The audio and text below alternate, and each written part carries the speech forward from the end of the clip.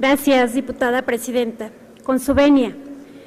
Por muchos años, México se ha convertido en un país expulsor de trabajadores en forma masiva hacia los Estados Unidos de América. La emigración ha representado esa válvula de escape al desempleo y a la falta de oportunidades y desarrollo que nuestro país no ha podido brindar a muchos de nuestros mexicanos. Un estudio reciente indica que la población de origen mexicano en el vecino país del norte asciende a más de 34.6 millones de personas, de los cuales 12.1 millones son nacidos aquí en nuestro país. Estos compatriotas emigraron a los Estados Unidos para mejorar sus condiciones de vida y las de sus familias, convirtiéndose en largo plazo en una gran fuente de recursos, no solo para las familias, sino para nuestro país en su conjunto. De acuerdo con datos del Banco de México, se estima que casi 27,000 millones de dólares entraron al país el año pasado, provenientes de los mexicanos que viven en el extranjero, todos casi en los Estados Unidos de América, representando un máximo histórico.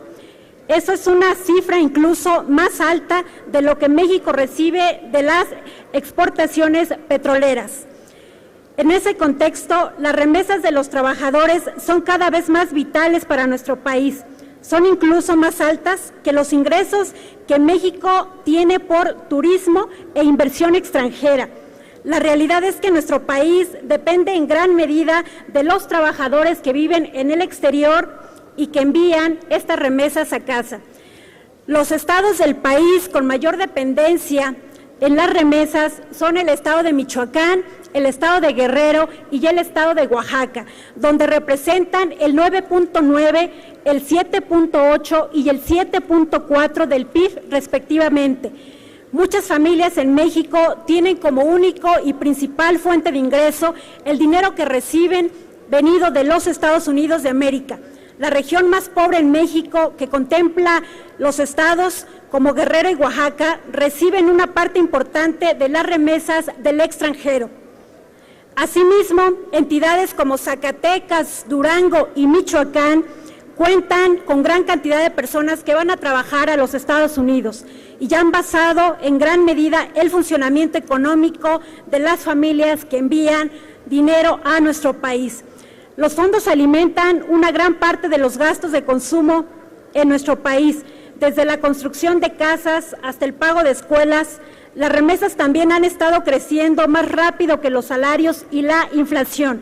También es un momento crítico para la economía de México que nos está mostrando signos de gran debilidad. Como porcentaje del PIB, las remesas de nuestro país se estiman en este año 2016 2.3%, lo que demuestra la importancia para la economía nacional. El cortar el flujo de las remesas representaría un fuerte daño en términos severos a la economía y a las finanzas de nuestro país. Sería una crisis gravísima en términos generales.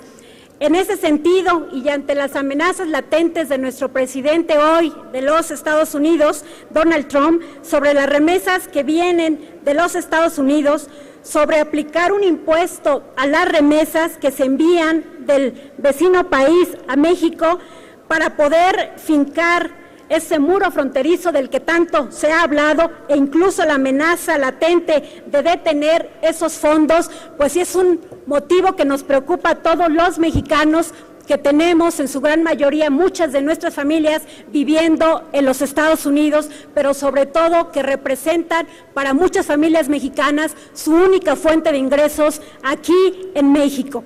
Es por eso que someto ante esta asamblea este punto de acuerdo por el que se exhorta a la Secretaría de Hacienda y Crédito Público, a la Secretaría de Relaciones Exteriores, para que continúe el análisis de mecanismos y estrategias encaminadas a proteger las remesas enviadas por trabajadores mexicanos en Estados Unidos de América, para evitar cualquier afectación a la economía de las familias que las reciben. Considero que es un momento histórico para nuestro gobierno federal que hoy pueda dar un mensaje muy claro de unidad y de fuerza para nuestros connacionales que viven en los Estados Unidos y que representan esa economía aquí para las familias mexicanas. Es cuanto, diputada presidenta.